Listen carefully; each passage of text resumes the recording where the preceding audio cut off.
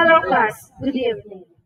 Today, pag-uusapan natin ang isang theory na makakatulong sa atin maintindihan kung paano nahuhubog ang isang tao mula pagkabata hanggang pagtanda, ang bioecological theory ni Yuri Bronfenbrenner. Simple lang ang goal natin. Maintindihan natin yung 5 layers. Makikita natin paano ito naka-apekto sa sarili natin at magamit natin ito para mag-analyze ng ibang bata o teenager. Sino nga ba si Bronfenbrenner? Si Bronfenbrenner ay isang psychologist na dinevelop ang bioecological model, which emphasize proximal processes, meaning interaction between individual and their environment that drive development. May 5 stages ang structure of environment: microsystem, mesosystem, exosystem, macrosystem, at chronosystem. Umpisahan natin sa microsystem. Ang microsystem, yun yung mga taong kasama mo lagi at may direct interaction. In short, immediate environment. Halimbawa na lang, ang parents, ang family member, teachers, at mga kaibigan or peers. Next stage is the mesosystem. Mesosystem naman yung connection ng mga microsystem.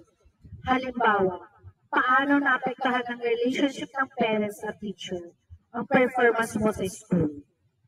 So, papasok na po dito ang parents-teachers meeting, collaboration between school and home, and friendship cycle. Pangatlo, exosystem. Di mo directly naranasan, pero apektado ka. Halimbawa, kapag stress ang magulang mo sa work, naapektuhan ka din. Isa pa, ang mass media at ang city government. Pang-apat, macrosystem.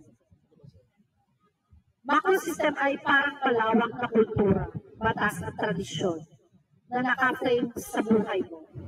Halimbawa, ang school curriculum ng DepEd, ang cultural tradition at ang national policies.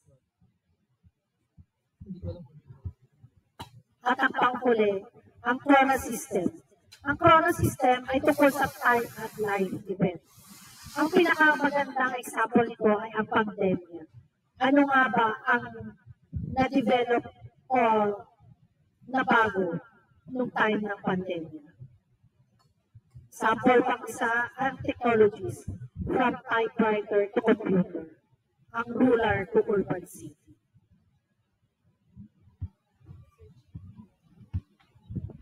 In short, ang 5 layers ay i-explain how different environmental layers affect child's development.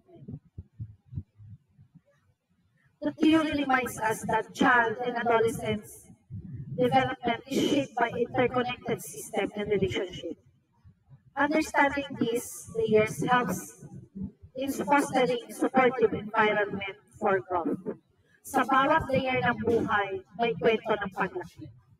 Growth happens in context means that a child develops physical, emotional, cognitive, social, is influenced by the various environment and relationship they are part of.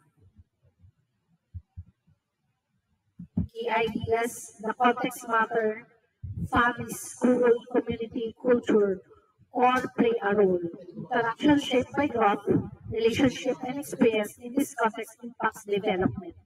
And understanding context helps support growth. Knowing a child's context can guide, support, and intervention. Thank you.